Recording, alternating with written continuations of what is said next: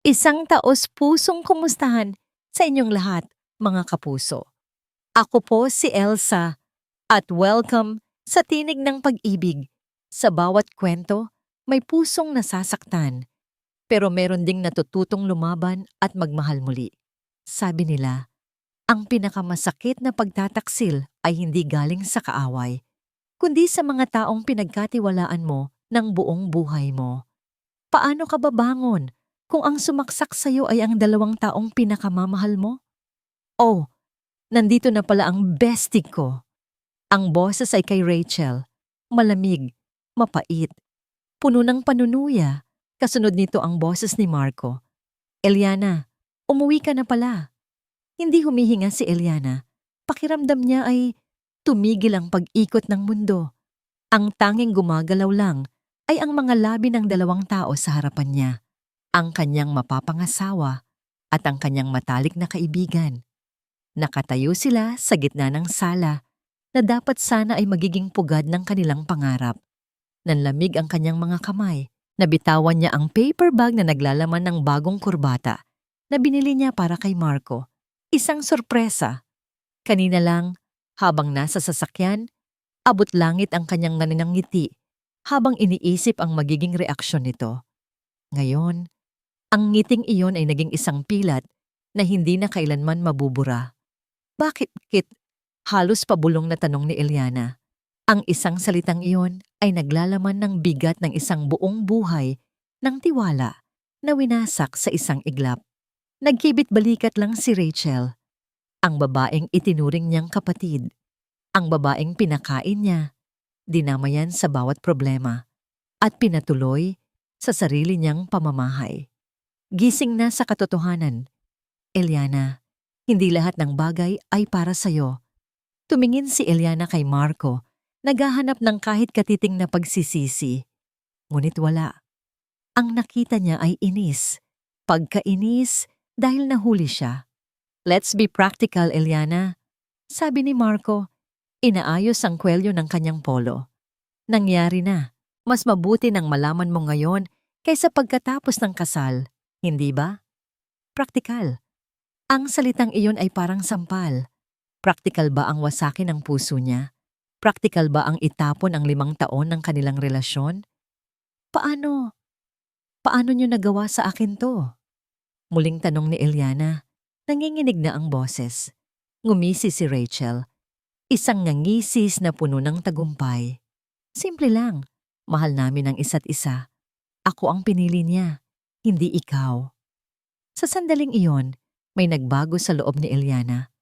Ang matinding sakit ay dahan-dahang napalitan ng isang bagay na mas malamig, mas matigas, isang nagbabagang galit na hindi niya alam na kaya niyang maramdaman. Hindi na siya nagsalita. Tahimik niyang dinukot ang kanyang cellphone mula sa bag. Ang kanyang mga daliri, kahit nanginginig, ay mabilis na kumilos sa screen. Isang tawag sa bangko, isang maikling utos, isang kumpirmasyon. Sa kabilang panig ng silid, sunod-sunod na tumunog ang cellphone ni Marco. Kinuha niya ito, tiningnan ang mga notification, at biglang nanlaki ang kanyang mga mata. Anong ibig sabihin nito? Sigaw niya, ipinapakita ang screen kay Eliana. Account frozen? Credit card cancelled? Sa unang pagkakataon, tiningnan ni Eliana si Marco ng diretso sa mata. Wala ng luha. Wala nang sakit, tanging isang nagyayelong determinasyon. Akin ang mga yan, Marco. Ang pera, ang bahay, ang lahat. Pinahiram ko lang sa'yo. Sagot niya, ang bawat salita ay mabigat at may diin. Tapos na ang pagiging practical mo. Nakita niya ang pagbabago sa mukha ni Marco. Mula sa pagiging arogante, naging gulat, at ngayon ay purong galit. Hindi mo pwedeng gawin to sa akin. Nagawa ko na. Simpleng sagot ni Eliana. Tumalikod na siya. Bawat hakbang palayo sa kanila ay parang isang hakbang palayo sa dating siya. Ang Eliana na mapagmahal at nagtitiwala ay namatay na sa sala na yon. Nang marating niya ang pinto, naririnig niya ang sigaw ni Marco na puno ng pagbabanta. Anong ginawa mo? You will regret this, Eliana. Sisiguraduhin kong luluhod ka sa harapan ko. Isinara ni Eliana ang pinto. Ang malakas na kalabog nito ang nagsilbing tuldok sa isang kabanata at panimula ng isang digmaang hindi niya inakalang kailangan niyang labanan. Hindi nakatulog si Eliana. Magdamag siyang nakaupo sa dilim sa parehong sofa kung saan gumuho ang kanyang mundo. Ang kapeng tinimpla niya ay nanlamig na, hindi nagalaw. Ang katahimikan sa loob ng bahay ay mas nakakabingi kaysa sa pinakamalakas na sigaw. Bawat sulok ay may alaala nilang dalawa ni Marco. Bawat anino ay tila multo ni Rachel na tumatawa. Kusa siyang napatayo at naglakad papunta sa salamin sa may hallway. Tiningnan niya ang kanyang refleksyon. Ang babae sa salamin ay may magulong buhok, mapupulang mga mata na maga dahil sa walang tigil na pag-iyak at isang blangkong ekspresyon. Hindi niya ito kilala. Nawala ang kislap sa mga mata, ang ngiti sa mga labi. Ako pa ba to? Mahinang tanong niya sa sarili. Sa gitna ng kanyang pagkawala, nagring ang kanyang cellphone. Isang pamilyar na pangalan ang lumitaw sa screen. Attorney Daniel Chua, ang abogado ng kanilang pamilya. Huminga siya ng malalim bago sagutin. "Hello, attorney," sabi niya. Pilit na pinapakalma ang boses.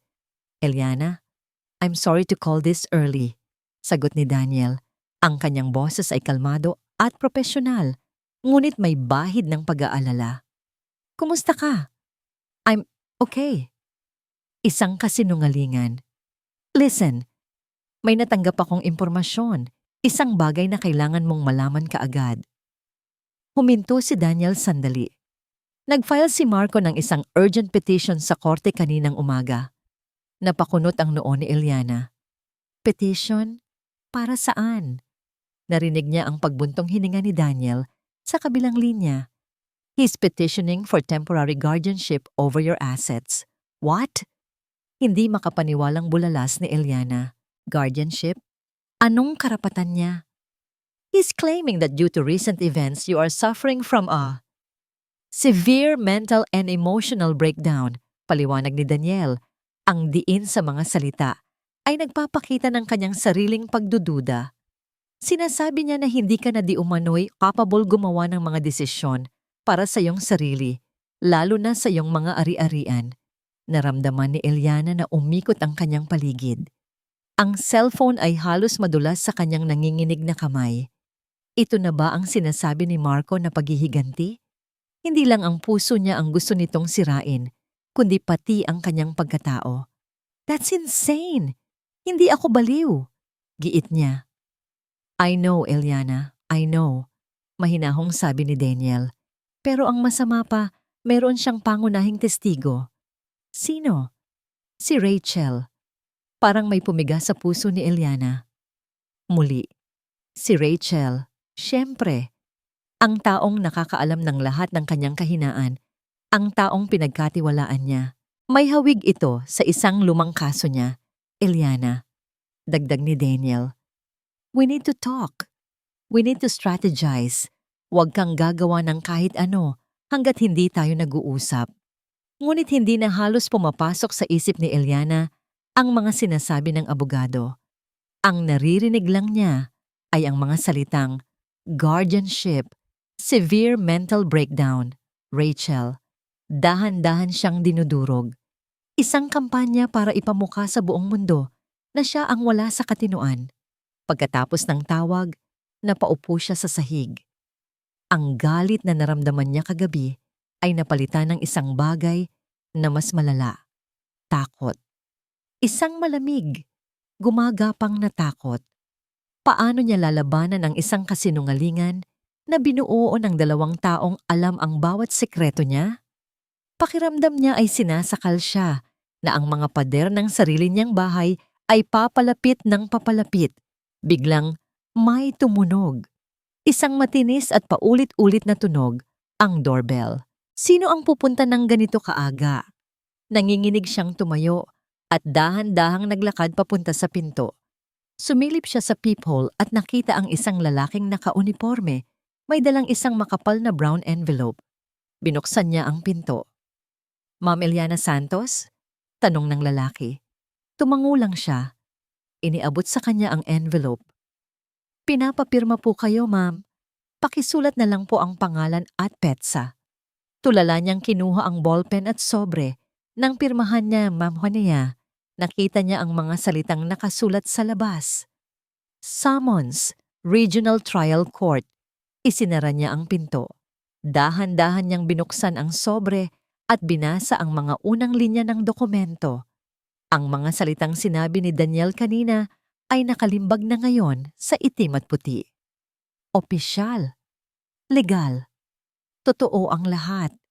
Nagsimula na ang giyera at siya ang nasa talunan. Kailangan niyang lumabas. Iyon ang paulit-ulit na sinasabi ni Eliana sa kanyang sarili habang nakatayo sa harap ng pinto. Kailangan niyang makipagkita kay Daniel. Kailangan niyang simulan ang paglaban. Ngunit ang simpleng paghakbang palabas ng gate ay parang pagsuong sa isang larangan ng digmaan. Humigop siya ng hangin at pinihit ang seradura. Nang humakbang siya palabas, naramdaman niya agad ang mga mata. Sa kanto, ang grupo ng mga magkakapitbahay na masayang nag-uusap ay biglang natahimik nang makita siya. Isang babae ang bumulong sa katabi na mabilis namang yumuko at nagkunwaring may inaayos sa kanyang tsinelas. Ang dating masiglang tawanan ay napalitan ng isang hindi komportableng katahimikan. Nagpatuloy siya sa paglalakad. Sa bawat bahay na madaanan niya, pakiramdam niya ay may mga kurtinang gumagalaw, may mga matang sumusulyap. Ang kanyang barangay, ang lugar na dati niyang tinuturing na tahanan, ay naging isang hawla kung saan siya ang hayop na pinapanood ng lahat. Alam niya kung ano ang iniisip nila. Alam niya ang kwentong ikinalat ni Rachel. Kawawang Eliana, hindi kinaya ang katotohanan. Nagwawala. Nawala sa sarili. Gawa-gawa lang niya ang lahat. Napilitan siyang dumaan sa tapat ng sari-sari store kung saan siya madalas bumili. Si Aling Nena, ang may-ari na laging nakangiting bumabati sa kanya, ay naroon. Ngunit ngayon, ang tingin nito ay iba. Hindi galit. Hindi panghuhusga. Awa. Ang awa sa mata ni Aling Nena ay mas masakit pa sa isang sampal. Nangangahulugan iyon na naniwala sila. Naniwala sila sa kasinungalingan ni Rachel. Eliana Hija, panimula ni Aling Nena, ngunit hindi na nito na ituloy ang sasabihin. Tumango lang si Eliana, isang pilit na paggalaw ng ulo at nagmadaling maglakad palayo. Maya-maya, may narinig siyang maliliit na yabag na tumatakbo palapit sa kanya.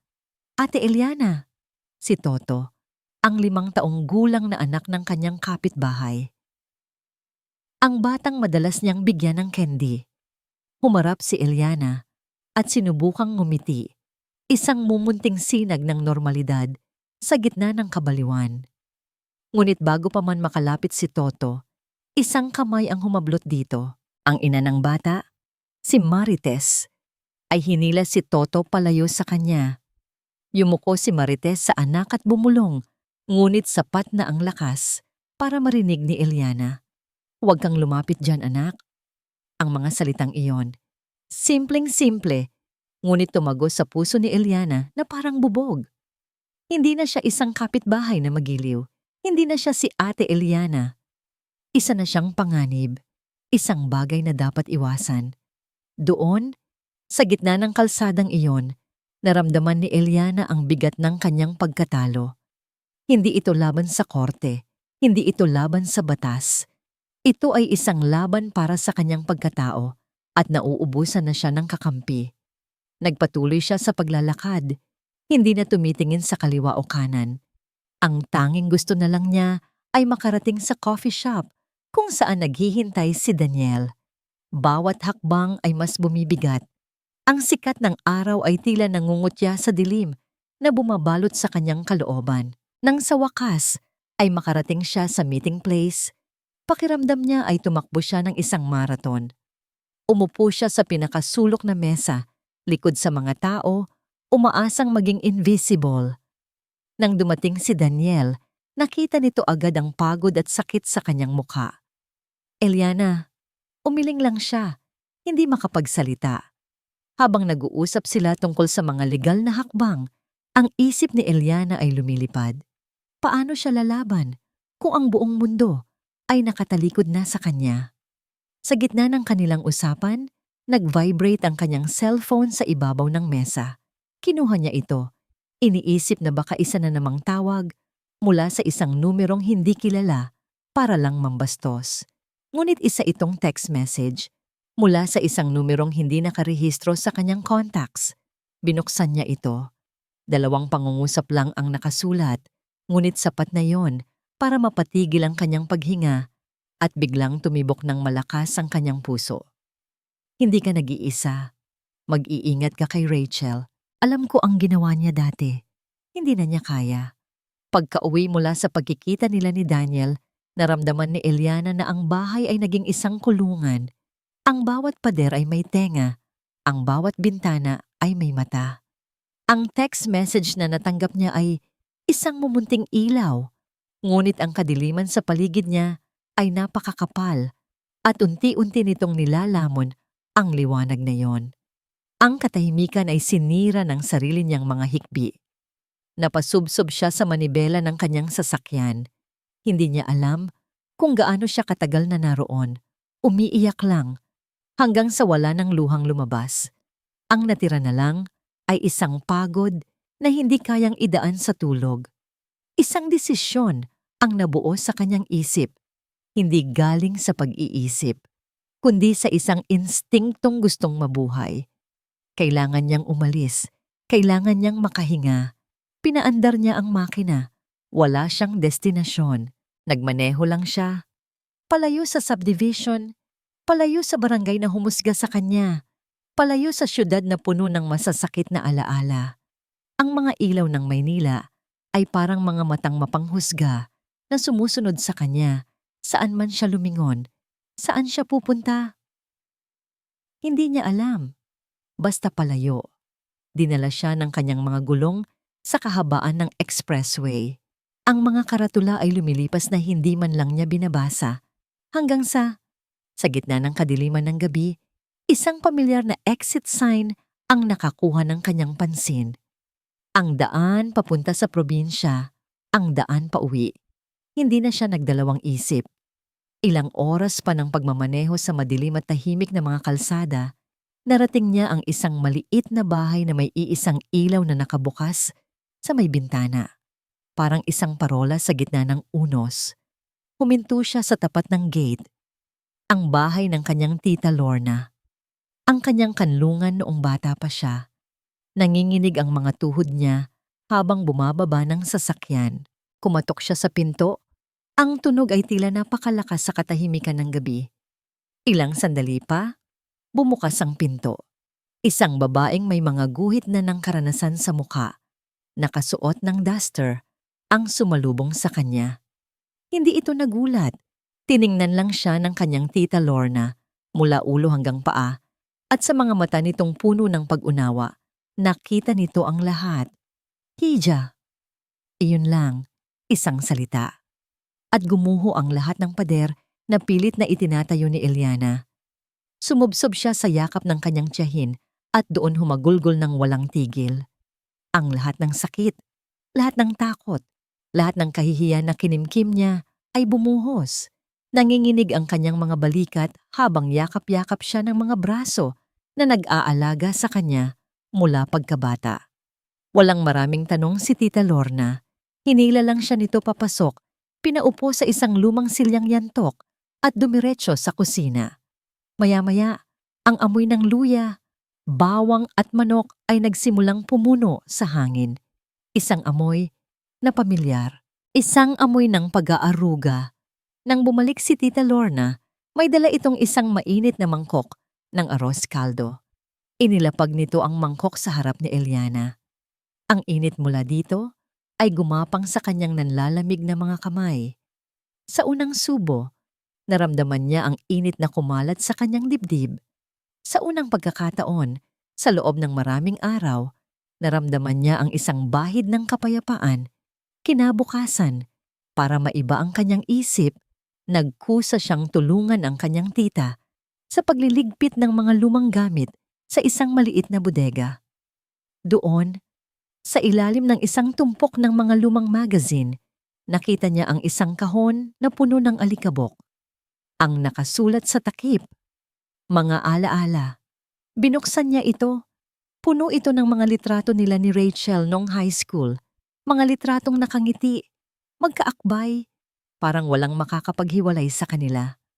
Ang bawat larawan ay isang sampal ng katotohanan. Isang paalala ng isang pagkakaibigang akala niya ay totoo. Isa-isa niyang tiningnan ang mga ito hanggang sa may isang litrato na nakakuha ng kanyang pansin. Ang paborito nilang litrato. Nakaupo sila sa isang bench sa ilalim ng puno ng mangga sa kanilang lumang eskwelahan. Parehong nakauniporme, tumatawa ng malakas. Binaliktad niya ito, umaasang makita ang petsa. Ngunit iba ang kanyang nakita. May sulat kamay doon, isang sulat kamay na kilalang kilala niya. Ang sulat kamay ni Rachel. Ngunit ang mga salitang nakasulat ay hindi niya pa nabasa kailanman. Simple lang, ngunit puno ng lason. Sana lahat ng sayo, akin na lang. Nabitawan ni Eliana ang litrato. Ang galit ni Rachel ay hindi pala bago. Hindi ito nagsimula kay Marco. Ito ay isang binhi na matagal nang itinanim. Dahan-dahang diniligan ng inggit at pagkasuklam, naghihintay lang ng tamang panahon para sumibol at sirain ang lahat. Ang mga sumunod na araw ay naging isang ritual. Gigising si Eliana sa tunog ng mga tandang, hindi sa alarma ng cellphone. Ang kanyang umaga ay napuno ng amoy ng ginisang bawang at sinangag. Hindi nang mamahaling pabango. Ang kanyang mga kamay, na dati sanay lang sa keyboard at pagpirma ng mga dokumento, ay naging abala sa pagtatalop ng sibuyas, paghihiwa ng gulay, at paghuhugas ng mga plato. Ang Lorna's Carinderia ay naging kanyang mundo. Sa simula, gumagalaw lang siya na parang isang makina, tahimik, walang emosyon. Ngunit habang lumilipas ang mga araw, ang ingay ng karinderya ay dahan-dahang pumapasok sa kanyang pagkatao. Ang halakhak ng mga trabahador na nagtatanghalian, ang kwentuhan ng mga estudyante, ang biruan ng mga tsuper ng tricycle, mga simpleng kwento ng simpleng buhay. Walang nakakakilala sa kanya bilang si Eliana Santos, ang babaeng nawala sa sarili. Para sa kanila, siya lang ang pamangkin ni Aling Lorna na tumutulong sa kusina. Isang hapon, habang nagpupunas siya ng mesa, isang matandang lalaki, si Lolo Cadyo, na regular na customer doon ang nagsalita. "Hiha," sabi nito, habang humihigop ng mainit na sabaw ng sinigang. Ang pagsubok ay parang sinigang. Habang tumatagal sa apoy, lalong lumalabas ang asim. Pero yun ang nagpapasarap sa kanya. Tumingin si Eliana sa matanda at sa unang pagkakataon, isang maliit at totoong nangiti ang sumilay sa kanyang mga labi. Gabi-gabi, pagkatapos magsara, uupo sila ni Tita Lorna sa labas sa ilalim ng mga bituin habang nagpapahangin. Hindi siya tinatanong ng kanyang tiyahin tungkol sa gulo sa Maynila. Sa halip, kinukwento nito ang tungkol sa mga tanim nito, sa mga bagong tsismis sa palengke o mga alaala ng kanilang pamilya. Isang gabi, habang nagliligpit sila, napatingin si Tita Lorna sa malayo. "Alam mo, Eliana," panimula nito, "yang si Rachel. Lumaki yan na laging nakatingin sa kung anong meron ka." Hindi umimik si Eliana. "Malaki ang utang na loob namin sa pamilya niyan." Pagpapatuloy ni Tita Lorna, umiling ito ng bahagya. "Pero hindi lang pera ang utang ng tatay niyan sa pamilya natin." May bigat sa mga salita ng kanyang tiyahin, isang lihim na hindi na nito dinugtungan. Bago pa man makapagtanong si Eliana, nagbago na ang usapan.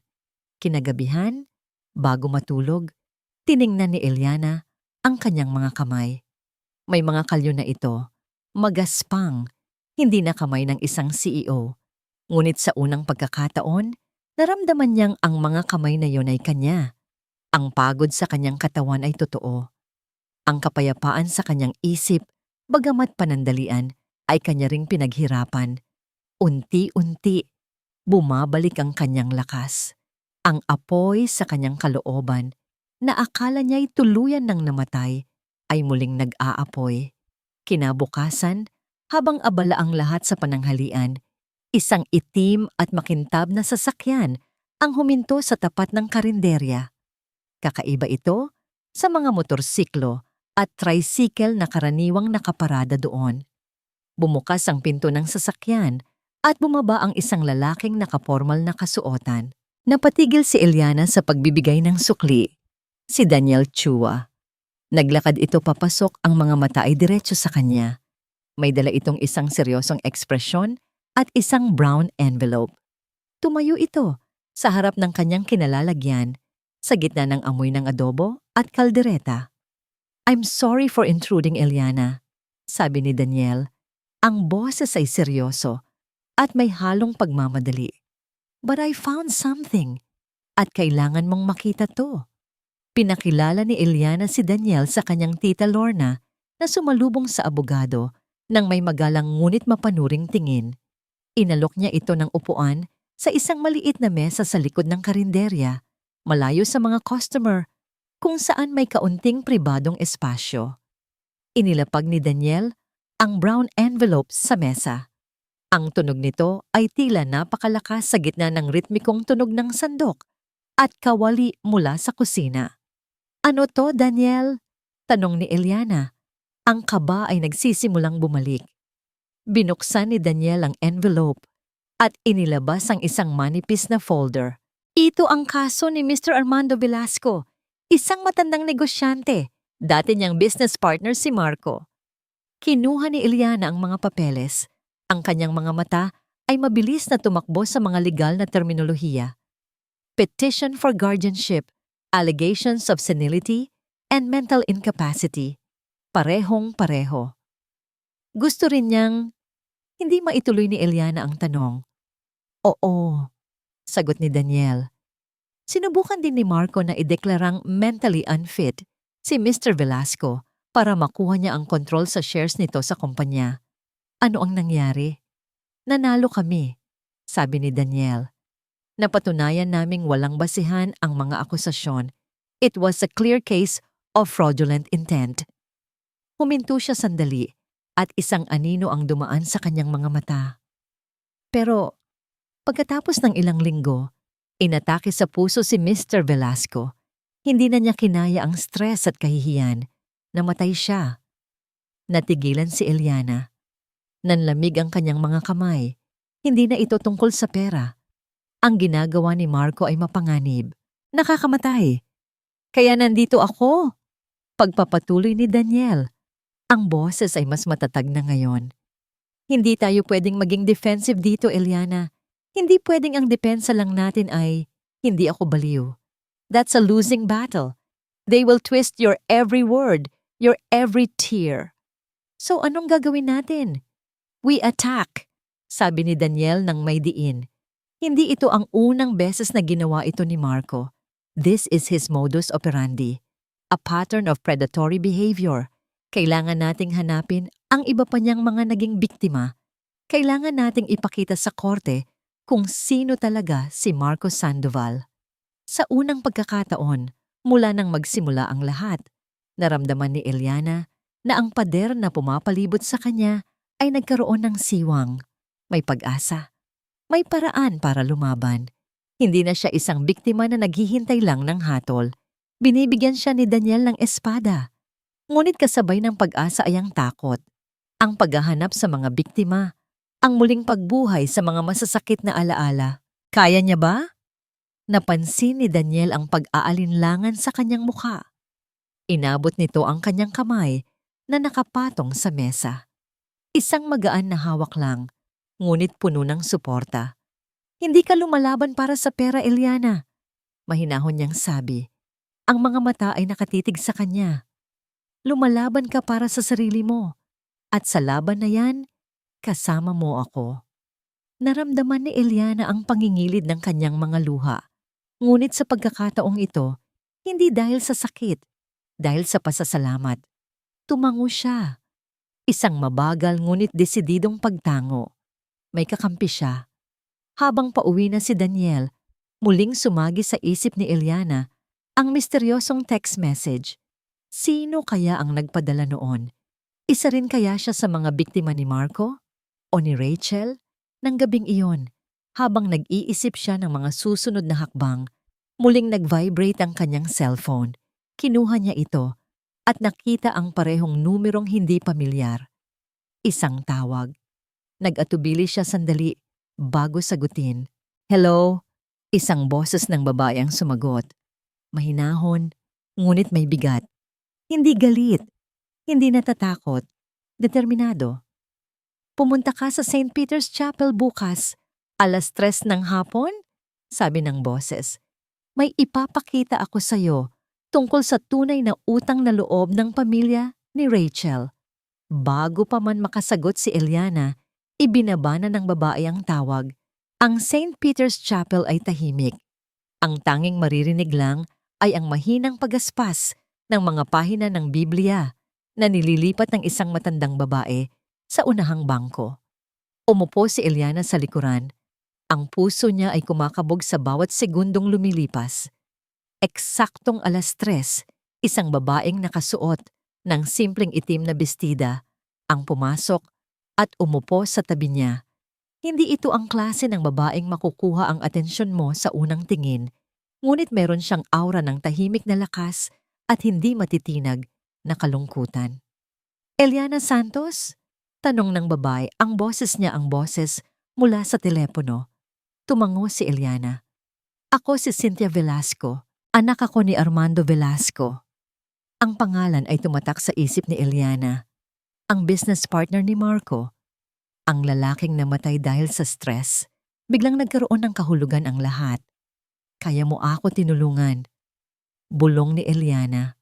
Ang hustisya para sa tatay ko ay huli na. Sagot ni Cynthia, ang mga mata ay nakatuon sa altar. Pero para sa'yo, hindi pa. Kailangan mong malaman kung sino talaga ang mga kinalalaban mo.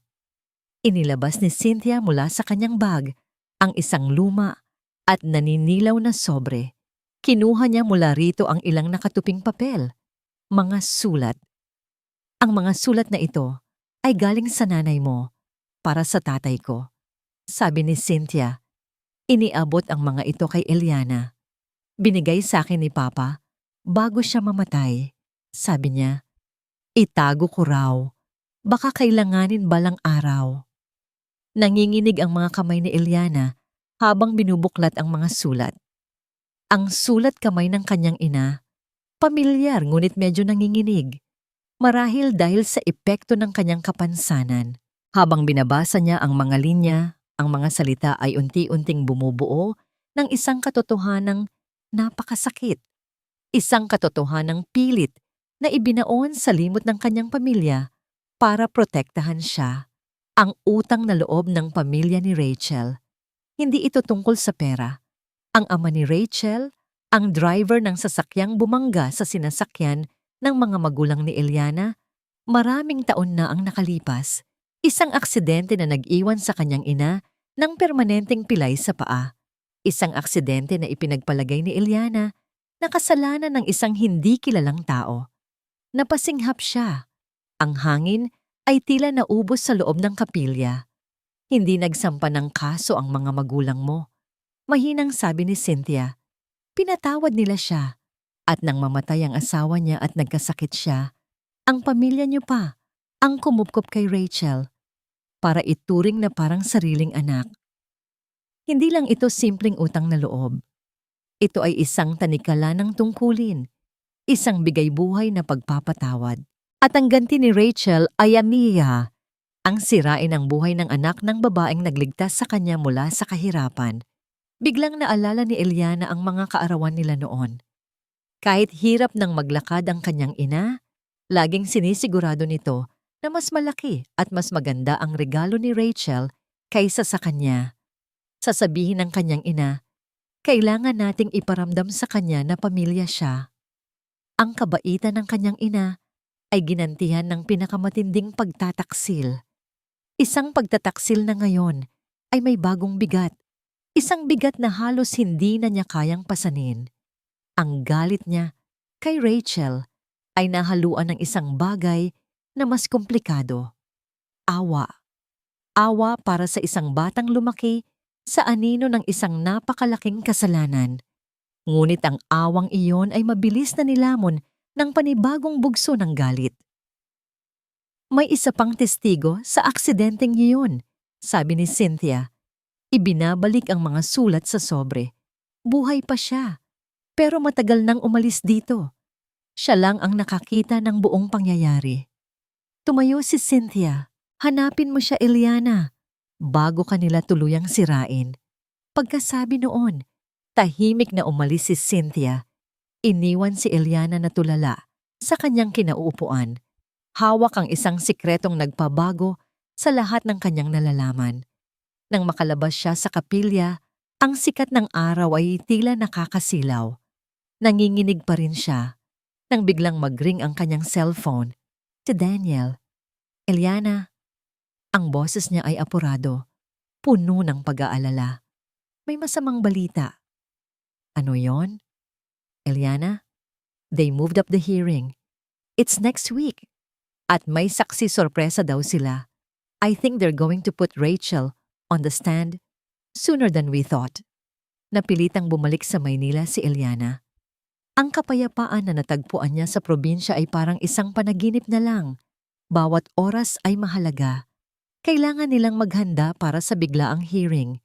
Pinayuhan siya ni Daniel na iwasan muna ang lumabas, iwasan ang anumang posibleng komprontasyon. Ngunit kinailangan niyang pumunta sa isang law office sa kabilang parte ng syudad para pumirma ng ilang dokumento. Pinili niya ang isang maliit na coffee shop bilang meeting place. Isang lugar na hindi niya madalas puntahan, umaasang hindi siya makikilala. Pero nagkamali siya. Habang naghihintay siya sa abogado, pumasok si Rachel. Hindi ito nag-iisa.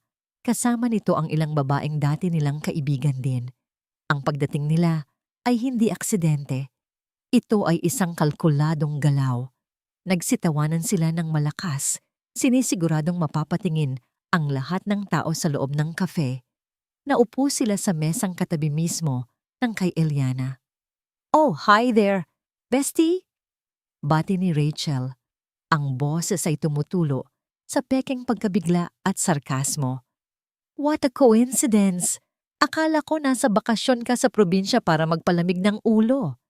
Hindi umimik si Eliana. Tumingin lang siya sa labas ng bintana. Pilit na hindi pinapansin ang mga ito. Nararamdaman niya ang mga mata ng ibang customer na nakatuon sa kanila. Ang mga bulungan. Alam mo, bagay sa'yo ang probinsya.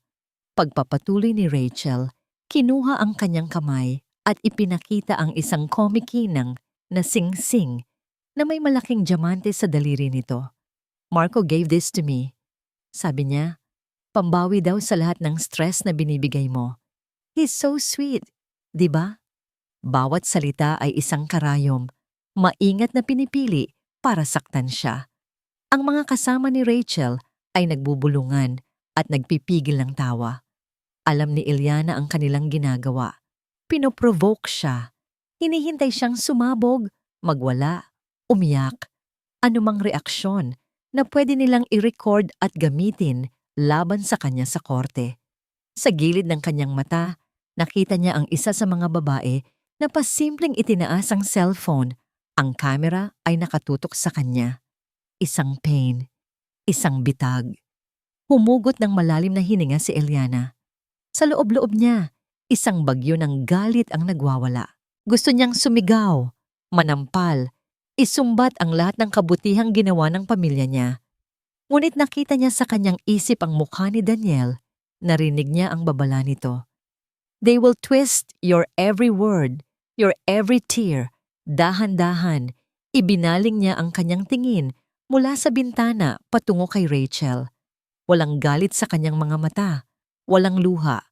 Tanging isang nakakakilabot na kalma. Tinitigan niya ang singsing sa daliri ni Rachel.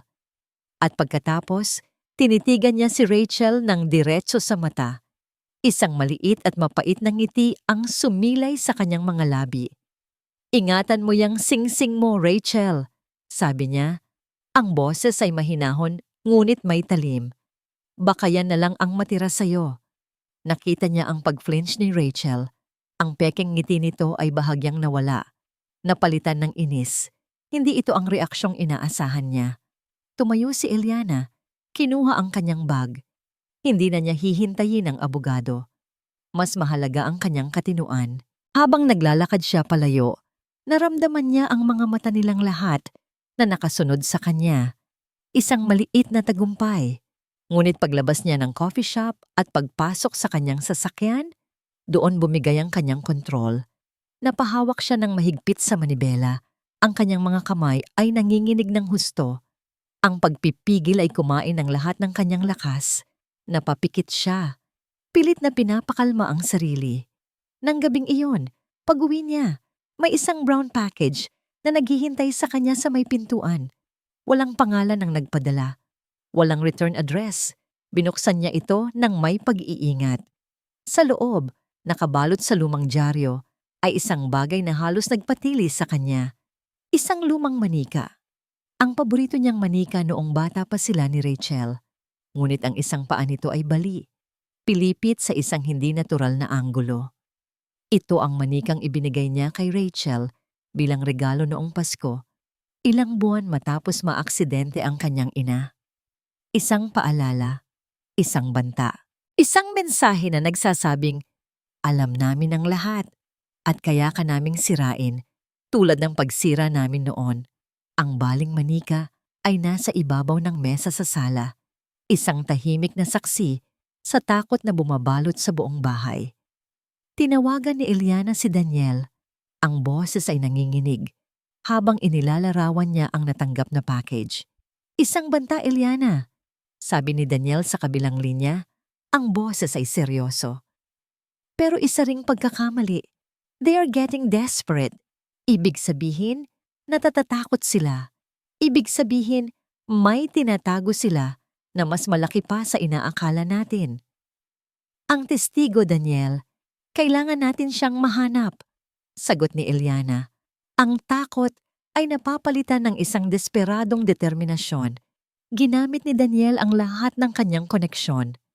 Nagsimula sila sa lumang police report ng aksidente. Ang pangalan ng testigo ay nakalista. Antonio Reyes. Ngunit ang address ay luma na. Ilang araw silang naghahanap. Nagtanong sa mga lumang kapitbahay sa dating tirahan nito. Sumusunod sa isang malamig na trail ng mga impormasyon. Pakiramdam ni Eliana ay hinahabol nila ang isang multo. Hanggang sa isang araw, isang impormante ang nagbigay sa kanila ng isang posibleng lokasyon, isang masikip na eskinita sa Tondo kung saan maraming nagtitinda sa bangketa. Pinuntahan na nila ang lugar, ang ingay, ang amoy ng usok at piniritong pagkain, ang siksikan ng mga tao. Ito ay isang mundong malayo sa kinagisnan ni Eliana. Ngunit hindi siya natinag. May misyon siya. Pagkatapos ng halos isang oras na pagtatanong, itinuro sila sa isang matandang lalaki na nagtitinda ng yosi at candy sa isang maliit na kariton sa isang kanto. Siya si Mang Tonyo. Ang kanyang mukha ay kulubot. Ang kanyang mga mata ay pagod. Ngunit may talas pa rin. Lumapit si Eliana. Bumili muna siya ng tubig. "Mang Tonyo," panimula niya. Ipinakita ang isang lumang litrato ng kanyang ina. "Naalala niyo po ba ang babaeng ito?" Tinitigan ng matanda ang litrato. Matagal. Pagkatapos ay tumingin siya kay Eliana at sa mga mata nito, nakita ni Eliana ang isang kislap ng pagkilala. "Ang aksidente?" Mahinang sabi ni Mang Tonyo. "Nandoon ako." Kinumpirma niya ang lahat. Ang pagbangga, ang pagtakas ng driver, pero may idinagdag siya. Isang detalye na hindi nakasulat sa kahit anong police report. "Hindi lasing ang driver na yon," sabi ni Mang Tonyo, umiling-iling. Takot na takot siya. May kasama kasi siyang isang bata. Mga 15 o 16 anyos siguro. Mayaman na bata, base sa itsura. Naka-sports car. Sila ang nagkakarirahan bago mangyari ang lahat. Nanlamig ang buong katawan ni Eliana. Ang batang yon. Pagpapatuloy ni Mang Tonyo, pumikit na parang binabalikan ng eksena. Nang bumangga ang sasakyan, huminto siya sandali. Nakita ko ang mukha niya. Hindi ko yun makakalimutan. Ang takot sa mata ng batang yon. Hindi takot para sa mga naaksidente, kundi takot para sa sarili niya. Sino? Sino po ang batang yon? Nanginginig na tanong ni Eliana. Hindi ko alam ang pangalan, sagot ng matanda. Pero pagkatapos ng ilang taon, nakita ko ulit ang mukha niya. Sa dyaryo, sa business section, isang Sandoval. Marco, para itong isang kidlat na tumama sa kalagitnaan ng kanyang kaluluwa. Isang katotohanan na napakadilim at napakasama na halos hindi kayang tanggapin ng kanyang isip. Ang aksidente ng kanyang ina ay hindi lang kasalanan ng ama ni Rachel. Si Marco ang sanhi ng lahat at ginamit niya ang kasalanang yon para itali si Rachel sa kanya, para gawin itong kasangkapan sa kanyang mga plano. Ang buong buhay nila, ang pagkakaibigan nila ni Rachel, ang pag-ibig niya para kay Marco, ay itinayo sa pundasyon ng isang napakalaking kasinungalingan. Nang makabalik sila sa sasakyan, hindi makapagsalita si Eliana. Tulala lang siyang nakatingin sa kawalan. Hawak na nila ang huling piraso. Ang sandatang wawasak hindi lang kay Marco, kundi sa buong pamilya nito. Pag-uwi niya sa bahay, may isang sobrang naghihintay sa kanya. Mamahalin ang papel. Ang sulat kamay sa labas ay elegante. Binuksan niya ito. Isang imbitasyon para sa ika-50 anibersaryo ng kasal ng mga lolo at lola ni Marco. Ang pinakamalaki at pinakaimportanteng pagtitipon ng kanilang angkan. At sa ilalim ng nakaprint na mga salita, may isang maikling sulat kamay, galing sa ina ni Marco. I hope you can come, Hija. Our family needs to be complete. Isang bitag. Pero para kay Eliana, isa rin itong oportunidad. Ang perpektong entablado para sa huling akto. Ang sala ni Eliana ay naging isang war room. Ang mga dokumento ay nakakalat sa mesa. Ang testimonya ni Mang Tonyo na isinulat na at pinanotaryo. Ang mga lumang sulat, mga kopya ng kaso ni G. Velasco. Ang bawat papel ay isang bala sa kanilang arsenal. Nasa tapat niya si Daniel. Seryosong pinag-aaralan ang bawat detalye. Hating gabi na, ngunit walang bakas ng pagod sa kanilang mga mukha. Ang namamayani ay ang kuryente ng tensyon at antisipasyon. Bukas na ang gabi ng anibersaryo. Bukas na ang araw ng paghuhukom. Sigurado ka na ba dito, Eliana? Tanong ni Daniel. Inangat ang kanyang tingin mula sa mga papel. This will be a public spectacle. It will be brutal. Pwedeng-pwede nating idaan na lang ito sa korte. Sa korte, sila ang may kapangyarihan, sagot ni Eliana. Ang boses ay kalmado ngunit matigas. Pero sa harap ng kanilang pamilya, sa harap ng kanilang lipunan, ang pinahahalagahan nila ay ang kanilang pangalan, ang kanilang dangal. Doon sila pinakamasasaktan, doon sila pinakamahihina. Tumango si Daniel. Nakita niya ang determinasyon sa mga mata ni Eliana. Hindi na ito ang babaeng wasak na nakilala niya ilang linggo na ang nakalipas. Ang babaeng nasa harap niya ngayon ay isang mandirigma. Para basagin ang tensyon, tumayo si Eliana at nagtimpla ng kape. Nang iabot niya ang tasa kay Daniel, nagtama ang kanilang mga kamay. Isang maikling sandali lang, ngunit sapat na para maramdaman nila ang isang koneksyon na higit pa sa pagiging abogado at kliyente. Bakit mo ginagawa ito, Daniel? Mahinang tanong ni Eliana. I mean, I know it's your job, pero ramdam kong personal ito para sa'yo. Sumandal si Daniel sa kanyang upuan at bumuntong hininga. Tumingin siya sa malayo na para bang may inaalala. Ang nanay ko, panimula niya. She was a very strong woman, pero niloko siya ng tatay ko. Iniwan kami para sa ibang babae. Nakita ko kung paano siya unti-unting nawalan ng tiwala sa sarili, kung paano niya sinisi ang sarili niya sa lahat. Ipinangako ko sa sarili ko na hindi na ako papayag na makakita ng isang mabuting tao na sinisira ng iba dahil lang mas makapangyarihan sila. Natahimik si Eliana. Sa kwento ni Daniel, nakita niya ang isang bahagi ng kanyang sarili. Ang kanilang mga laban, bagamat magkaiba ay nag-ugat sa parehong sakit. Natatakot ako, Daniel. Pag-amin ni Eliana, ang kanyang boses ay halos pabulong na. Hindi na niya kailangang magpanggap na matapang. Sa harap ni Daniel, pwede siyang maging mahina. Hindi nagsalita si Daniel.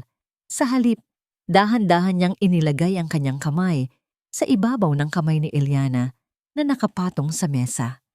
Isang mainit at matatag na hawak. "I know," sabi niya. "Kaya nga nandito ako." Sa simpleng mga salitang iyon, naramdaman ni Eliana ang paghupa ng kanyang kaba. Hindi siya nag-iisa. Nang matapos silang magplano at handa nang umuwi si Daniel, hinatid siya ni Eliana sa may pinto. "Mag-iingat ka, Eliana," sabi ni Daniel bago tuluyang lumabas. "Lock your doors. Tawagan mo ako kung may kailangan ka. Kahit anong oras." Tumango si Eliana at isinara ang pinto. Pinanood niya mula sa bintana ang sasakyan ni Daniel na papalayo hanggang sa mawala ito sa kanto. Hahakbang na sana siya palayo sa bintana nang may isang bagay na pumukaw sa kanyang atensyon. Sa kabilang kalye, sa ilalim ng isang puno, kung saan